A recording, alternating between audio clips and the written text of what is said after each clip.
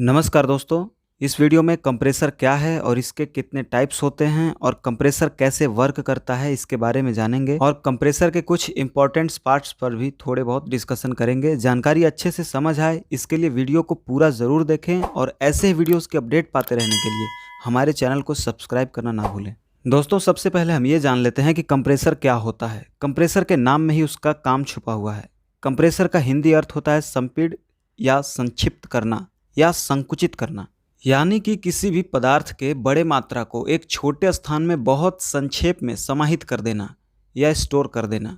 और कंप्रेस करने के लिए हम जिस इक्विपमेंट का या मैकेनिज्म का उपयोग करते हैं उसे कंप्रेसर कहते हैं। तो टेक्निकली देखें तो a compressor is a device that increase the pressure of a substance by reducing the volume of the substance, यानी कि कंप्रेसर एक ऐसा उपकरण है जो कि पदार्थ के वॉल्यूम को कम करके उस पदार्थ के दबाव को बढ़ाता है।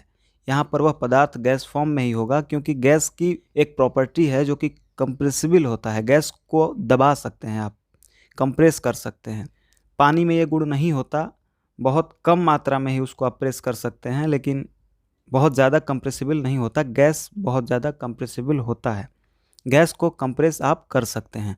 अगर आप कंप्रेसर को एज ए डेफिनेशन समझें तो कंप्रेसर एक ऐसा मैकेनिकल डिवाइस है जो मैकेनिकल एनर्जी को प्रेशर एनर्जी में कन्वर्ट करता है। कंप्रेसर की मदद से हम वातावरण में फैली हवा को एक बंद पात्र में स्टोर कर सकते हैं और हाई प्रेशर के साथ कहीं भी उपयोग में ला सकते हैं। एक नज़र अगर हम कंप्रेसर के वर्किंग प्रिंसिपल की बात करें तो जो गैस के प्रॉपर्टीज़ होते हैं वो करीब करीब आइडियल गैस लॉ को फॉलो करते हैं, जो कि PV = ZnRT, जहाँ पर P प्रेशर यानी दबाव है, V वॉल्यूम यानी आयतन है, N मोल्स है और T टेम्परेचर है और R जो कि गैस का स्थिरांक है। तो ये फार्मूला है PV = nRT। यानी सीधे शब्दों में कहें तो जैसे ही गैस का आयतन घटता है, आदर्श गैस लॉ समीकरण को समान रखने के लिए दबाव को अनुपातिक रूप से बढ़ाता जाता है। आप बहुत ज़्यादा मात्रा में गैस को जितने छोटे टैंक में भरते जाएंगे उतना ही उसका प्रेशर इंक्रीज होता जाएगा, बढ़ता जाएगा। उम्मीद है अब आप कंप्रेसर को और उसके वर्किंग प्रिंसिपल को समझ गए होंगे। अब आगे हम देखते हैं कि कंप्रेसर कितने टाइप्स के होते हैं। मैकेनिकल इंटरव्यू का एक यह इंपॉर्टेंट क्वेश्चन भी है कि कंप्रेसर कितने टाइप्स के होते हैं। वैसे तो कंप्रेसर कई प्रकार के होते हैं, लेकिन यहाँ हम इस फ्लो डायग्राम के साथ समझेंगे। यहाँ आप देख सकते हैं कि कंप्रेसर के मेन 2 टाइप्स हैं, यानी मुख्यतः 2 ही प्रकार हैं, जो कि पॉजिटिव डिस्प्लेसमेंट कंप्रेसर और डायनेमिक कंप्रेसर है। पॉजिटिव डिस्प्लेसमेंट कंप्रेसर के अंतर्गत 2 टाइप के कंप्रेसर आते हैं, जो कि रोटरी और रेसिप्रोकेटिंग है। और डायनेमिक के भी 2 पार्ट हैं, जो कि सेंट्रीफ्यूगल कंप्रेसर और एक्सियल कंप्रेसर हैं। उसके बाद अगर हम रोटरी कंप्रेसर के अंतर्गत आने वाले कंप्रेसर को देखें तो उसमें हैं लोब, स्क्रेव, लिक्विड रिंग, स्क्रोल और वेन टाइप। और रेसिप्रोकेटिंग में डायफ्राम, डबल एक्टिंग और सिंगल एक्टिंग टाइप के कंप्रेसर आते हैं। ये सारे कंप्रेसर के टाइप हैं। इन सभी के बारे में हम थोड़ा थोड़ा बेसिक जाने तो बेसिक पॉजिटिव डिस्प्लेसमेंट कंप्रेसर, जैसे कि नाम से ही पता चल रहा है, इसमें किसी मैकेनिज्म के इस्तेमाल से, जैसे पिस्टन, रोटर या मैकेनिकल लिंकेज के द्वारा फ्लूइड को डिस्प्लेस कर दिया जाता है और ये एयर के छोटे छोटे अमाउंट एक साइड से एंटर कराता है और दूसरे साइड से कंप्रेस करके हाई प्रेशर में बाहर निकालता है। इस पॉजिटिव डिस्प्लेसमेंट कंप्रेसर को 2 हिस्सों में डिवाइड किया जाता है, जो कि रोटरी और रेसिप्रोकेटिव कंप्रेसर है। अगर रोटरी कंप्रेसर की बात करें तो इसमें एक रोटरी लिंकेज सिलेंडर के भीतर रोटेट करता रहता है और रोटर का एक पेयर लगा होता है। ये दोनों रोटर विपरीत दिशाओं में घूमते हैं, जिस कारण हवा में पहले की तुलना में अधिक प्रेशर क्रिएट होता है। इसी तरह में एक रोटरी स्क्रेव कंप्रेसर भी आते हैं, जिसमें जनरली हेलिकल स्क्रेव को ज़्यादा प्रेफर किया जाता है। इस वीडियो में कंप्रेसर और उसके टाइप्स जान रहे हैं। आगे के वीडियो में हम लोग सिर्फ रोटरी स्क्रेव कंप्रेसर पर भी विस्तार से चर्चा करेंगे। आगे बढ़ते हैं।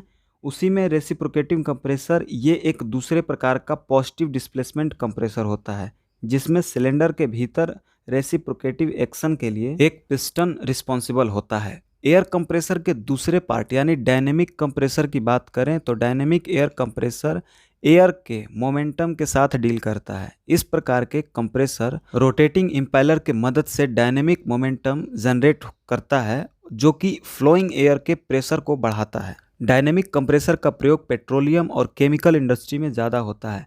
इस डायनेमिक कंप्रेसर को 2 सब कैटेगरीज में बांटा गया है, जो कि सेंट्रीफ्यूगल है और एक्सियल कंप्रेसर है। सेंट्रीफ्यूगल यह एक कॉन्टिन्यूस फ्लो कंप्रेसर होता है। Centrifugal compressor mixed flow compressor होते हैं जिसमें कि एयर कंप्रेसर के भीतर एक्सियली इंटर करते हैं और रेडियली बाहर आते हैं। एक्सियली यानी यहाँ से आप देख सकते हैं, यहाँ से एंटर करते हैं फ्रंट से, और रेडियल यानी ऊपर से ये रिलीज होते हैं, बाहर आते हैं। ये डायनेमिक एक्शन को करने के लिए रोटेटिंग इम्पेलर का इस्तेमाल किया जाता है।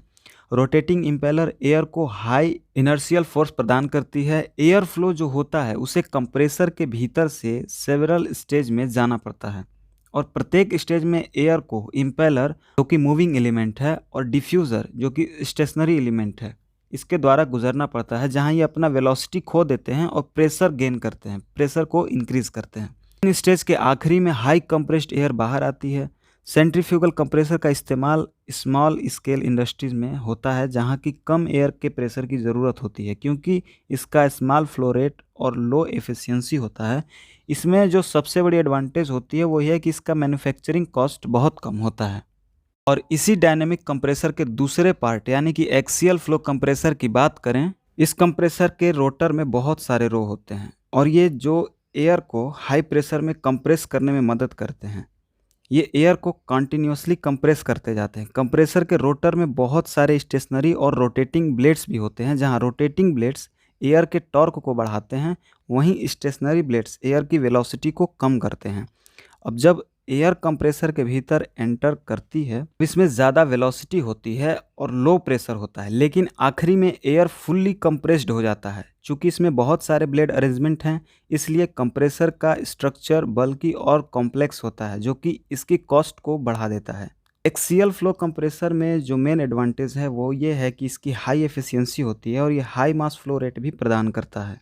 उसके बाद अगर हम कंप्रेसर के कुछ मेन पार्ट्स की बात करें तो उसमें एयर फिल्टर लगे होते हैं, डिस्चार्ज पाइपलाइन और सक्शन पाइपलाइन होते हैं, पिस्टन होते हैं और सिलेंडर होते हैं। एयर फिल्टर हैं, जो भी गैस कंप्रेसर में आती है उस गैस को फिल्टर करने का काम करती है। एयर कंप्रेसर में एयर फिल्टर लगाने से उस कंप्रेसर की जो लाइफ है वो बढ़ जाती है। किसी किसी कंप्रेसर में आपको दोनों पाइपलाइन के अंदर भी एयर फिल्टर देखने को मिल सकते हैं।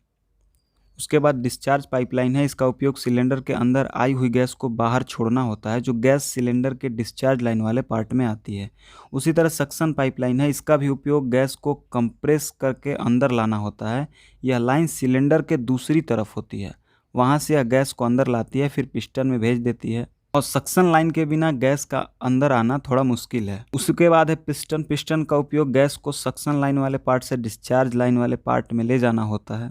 पिस्टन के प्रेशर की वजह से गैस का जगह चेंज हो जाता है। पिस्टन कंप्रेसर का सबसे मुख्य पार्ट होता है, इसलिए पिस्टन को कंप्रेसर का हार्ट भी कहा जाता है। हर टाइप के कंप्रेसर के हिसाब से उनके डिज़ाइन और स्ट्रक्चर थोड़े बहुत चेंज हो सकते हैं या उनका वर्किंग थोड़ा बहुत चेंज हो सकता है, लेकिन एक कंप्रेसर का जो बेसिक नॉलेज है इस वीडियो में हमने कोशिश किया है कि आपको पूरी तरह बता सकें।